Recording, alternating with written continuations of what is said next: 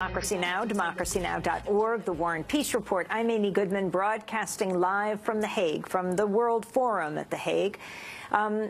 Actually, right nearby is the Peace Palace, and this past week, the second female statue was dedicated. It was dedicated to Dr. Letta James, who was one of the founders of the Women's International League for Peace and Freedom, called that session 100 years ago where 1,000 women came in the midst of World War I, 1915, to say no to war. Now we're joined by three Nobel Peace Laureates. Jody Williams won it in 1997 for her campaign against landmines. Lema Bowie is with us from Liberia. She won in 2011. She was fighting the Liberian Civil War nonviolently, organizing throughout Liberia. And Mairead Maguire is with us. She won in 1976, along with Betty Williams, in Northern Ireland, as they fought against the violence there. Now, none of your activism has stopped. You didn't go out, you laureates, on your laurels. Mairead Maguire, I remember visiting Phil Berrigan in jail. You were the next person to visit him. I left, you came in, but you didn't leave. I think you were arrested on the spot. Why did you refuse to leave at that time? Phil Berrigan, the well-known plowshares activist, who, you know, based on the philosophy of turning swords into plowshares, had done yet another nonviolent action against nuclear weapons in the United States. Well, I've always been inspired by the American peace activists from when I was a very young woman. Because I think the tremendous courage, and Phil Berrigan's one of my heroes. But I'd also been to Iraq and met with the Iraqi government and people like that, and we knew there were no nuclear weapons in Iraq, and they were crying out for dialogue, and they hadn't been approached by American diplomats to actually find the path of peace. This is before the Iraq War. Before the Iraqi War, yes. So we were coming to America to say to the diplomats and to the government, and to walk with the American people, these problems can be solved without bombing each other, through dialogue, through negotiation. So I came then to America to be part of that process. But you know, we can campaign against war, against militarism, but until we change our consciousness and our mindsets, that we really have to stop killing each other. Because we are technological giants. We have a great deal of knowledge. We know how to kill each other, and we can't undo that knowledge. So what we have to do is really, in our own minds, decide that we're not going to kill each other. You also went to Syria? We went to Syria, and we went to Syria twice, and we went into Syria with a delegation of 40 Iranian peace activists, and the whole message coming out of these countries is, don't invade us, don't occupy us, we can solve our problems through dialogue, through negotiation. Again, it comes back to the thing, if you listen to the news, people would almost despair. Oh my God, the world's coming apart, what can we do? But you know, we have a wonderful world. And there's a great deal happening. And the vast majority, 99% of people in the world, do not want to kill each other. They have never killed each other. They care for the fact that children are dying in all these countries. But tragically, we seem to be caught in this, this trajectory that our governments take us to war. And we don't want to go to war. Mairead Maguire, we want to do it through peace. You also were on one of the Gaza flotillas challenging the Israeli blockade against Gaza? Yes, I was, because I passionately believe that there could be peace between Israel and Palestine if you had the political will to sit down, the political leaders, and say there's a solution to this, find it, because going out and bombing women and increasingly children on the ground, it's horrific, it's not acceptable. But I would challenge the American government, because I think the American government's policies are totally wrong. Their approach of going out to militarism and war and bombing countries is uncivilized, illegal, and absolutely dreadful in the 21st century. So I do believe that America has a moral and ethical responsibility to the world to listen that the people in the world want peace. Everybody has a right to peace. They can do it through dialogue and through negotiation, and let's give peace a chance. Is there a chance? I mean, you have the Obama administration now. Under the Obama administration, more weapons have been sold in the world than under any previous administration, and the highest amount of the weapons have been sold to Saudi Arabia. Jody Williams, you're from the U.S. Of course we can change the world. Sometimes, as Mairead says, when we look at that, when I look at my own country, I've been fighting the U.S. foreign policy since Vietnam, my first protest, 1970, University of Vermont.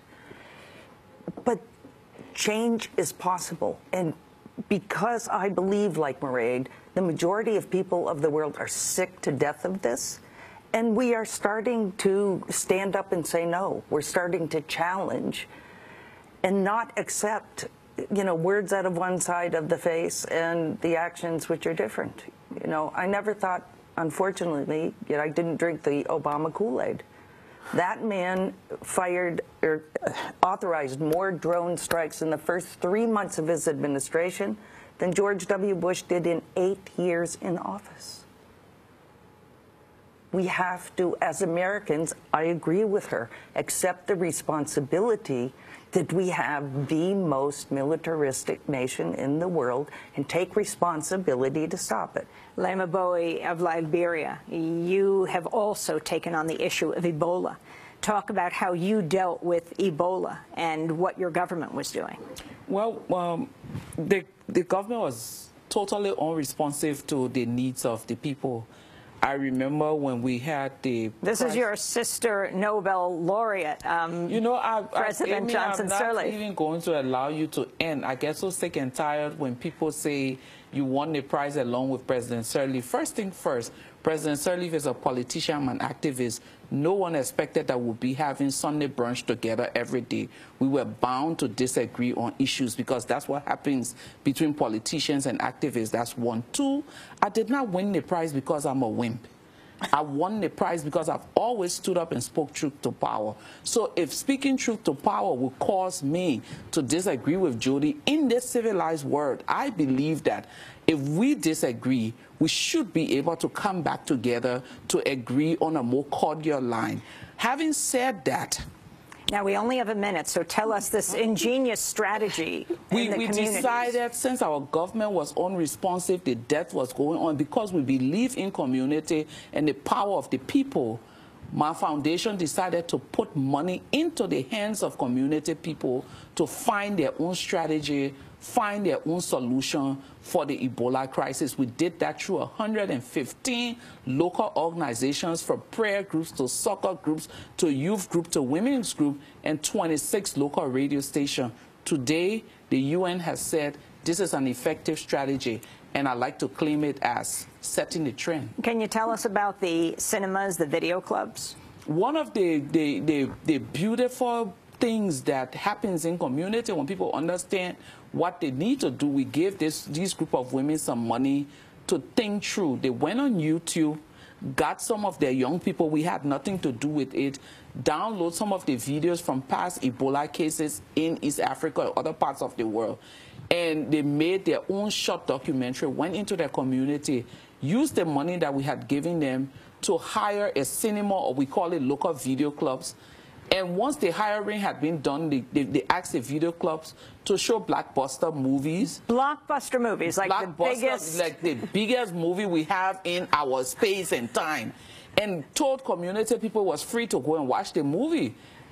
These clubs were filled with people. In the middle of the movie, they would do an intermission and put on a little clip about Ebola. And that's how the community, that particular community of almost 20,000 inhabitants, were really able to see that this disease is real and we need to start taking all the necessary action. They'd stop the film in the middle, show the little documentary, then go back to the blockbuster? Then go back to the film, and then people will leave not talking about the film, but just talking about that short clip. So, and these women had put in hand washing stations, all of the different things, so people then begin to start washing their hands and taking all the necessary precautions. And what number are you at now of Ebola victims in Liberia? Well, we're at 0, and hopefully in 5 or 6 days we're supposed to be counting down to Liberia being Ebola-free by the World Health Organization. And I think the success It's not government. It's not flying in the U.S. military. It's community. Engage communities. Well, we're going to leave it at that. 5 seconds for each of you to wrap up this with you women of wisdom in this time of war. Mairead Maguire. Well, you know, America is a great country, and Eleanor Roosevelt was one of the contributors to the Universal Declaration of Human Rights, and you have a wonderful constitution. But revive your constitution, rededicate yourselves to international law, and be a peacemaker, not a war maker. Jody Williams, in the you have world. 2 seconds. Nothing about us without us. Women need to be involved in all aspects of peace and security. Laima Bowie. Since we're in The Hague, do one good thing every day that everyone else is scared to do. We will leave it at that. Laima Bowie and Mairead Maguire and Jody Williams, thanks so much. Special thanks to Julie Crosby, Mike Burke, John Hamilton. I'm Amy Goodman. Our website, democracynow.org. Thanks so much.